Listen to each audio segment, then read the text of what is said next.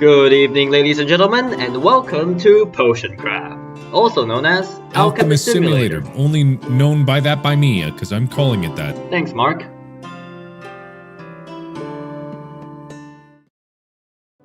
Potion Craft is an indie game developed by Nice Play Games and was launched on September 21st, 2021. The game has you assume the role of an up-and-coming alchemist, where you micromanage your own potion shop, as you brew potions and sell them to your customers, regardless of their intentions. The game has a really nice vintage art style to it that is overall very appealing to look at. The music is also really nice too. But enough yapping. We have potions to brew and customers to serve, so without further ado, let's get down to business.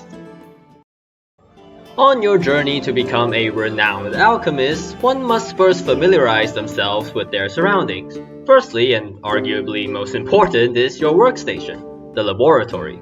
You know, where the magic happens. You have your enchanted garden to the left, which supplies you with ingredients, your shop, where you would serve customers, and downstairs would be your basement, that we are definitely not hiding any children in. Cupcake! And lastly is your bedroom, which after a long day of brewing and such, you can finally rest and get ready to do it all over again the next day. Great, now you're all caught up, let's start with the laboratory. This is where you're gonna spend most of your time in. There's quite a few things here, so let's just start simply with the alchemy map. The map is basically what allows you to know what you're doing. I don't know what I'm doing! As you pop ingredients into the cauldron, a pathway will appear. Stirring the pot will result in the potion moving in that line, and that's how we discover new potion effects. Every ingredient has a unique path to them. You can even use the mortar and pestle to grind said ingredients to extend their path even more. Once we have our desired effect, or discovering an unknown one, we can use the bellows to heat up our concoction to complete making our brew. Just remember that the more accurately you line up your potion to the effect's silhouette, the more potent the effect will be. In that interest, you have an early tool that can help you make minor adjustments in the ladle. By pouring water in our unfinished brew, it will start to move slowly back towards the center of the alchemy map, which can really help when trying to make minor adjustments to your potion's pathway. Alright, after you have made your first few potions, you can now sell them to your customers who will appear in your shop. There will be all kinds of people who are interested in purchasing your brews, some who genuinely need help, and others who have, let's just say, questionable intentions.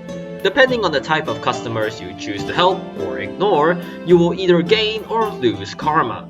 The higher your karma, the more well-intentioned customers you'll have. The lower your karma, the more morally ambiguous characters you'll encounter. Not to worry though, as you won't be punished by indirectly murdering someone, nor will you get rewarded by doing the alchemist equivalent of helping an old lady cross the street.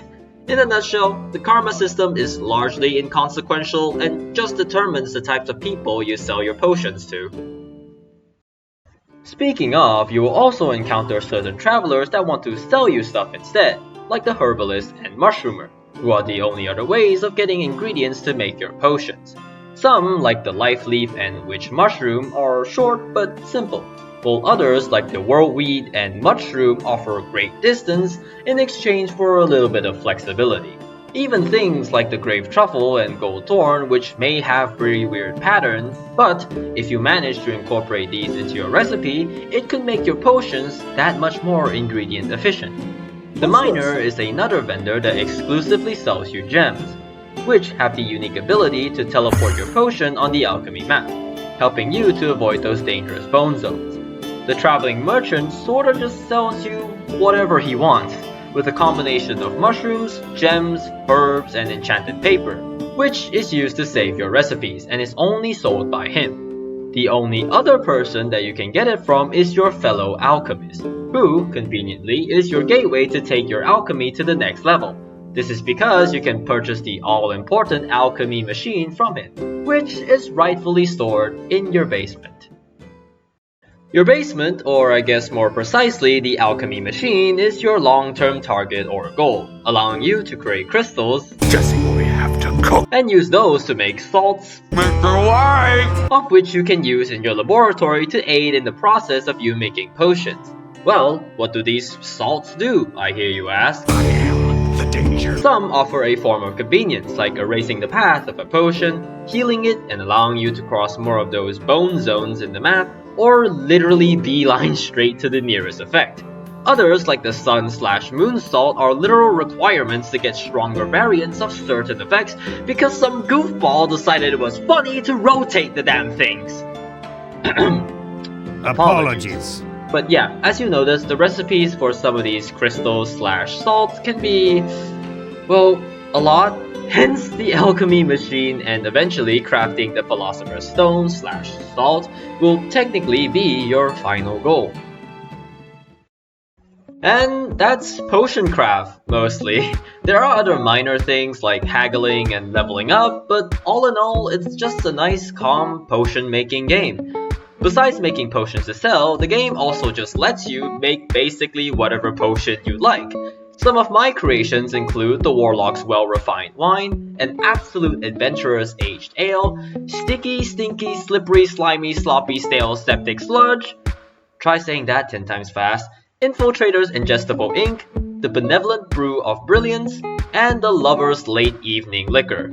They don't really serve any purpose. You serve zero purpose.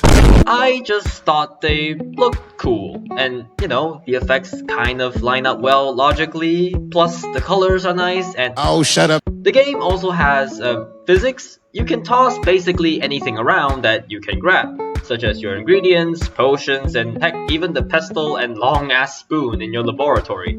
Speaking of which, you can actually leave said potions/ingredients in any of the rooms and they'll just kind of chill there. Yeah. Oh yeah, and it's also been teased that Potion Craft is getting an update soon. How soon? Yeah, that's the tricky part. But the update does look really fun and ambitious, adding new types of ingredients, NPCs, and even a whole new gardening system to the game. Plus, the fact that it's being developed by literally one guy, I'm sure we can all appreciate the amount of effort that this must have took him. Anywho, thanks for watching. A like and sub would be great, and have a wonderful rest of your day.